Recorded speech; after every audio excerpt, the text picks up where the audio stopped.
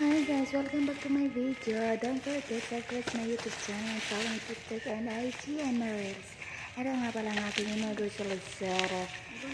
Dumating na siya sa sugal-sugal ko hinantay. Joke on. Ito na, in-open ko na siya. Ang tigas na kasi. Ano ba naman ito? Ang daming balot. Inuuna talaga nila safety first bago nila i-deliver. Yan ang maganda sa mga in-orderan natin. Kaya order na tayo ng pang-queen. Para pag timuti ako sa work, diba? Maganda pa rin tayo. Hindi tayo haggard. Yan. Buy one, take one na siya, guys. Promise, mura na. Maganda pa. Ano nang hinihintay nyo? Samahan nyo na akong order para meron din kayo. Tatlo na siya. Ito. Papakita ko pa sa inyo kung ano nga ang laman niya. Mamaya ibang laman. Dahil ginagdaya tayo, diba? Kaya dapat tayo ay magsiguridad sa lahat ng ino-order natin.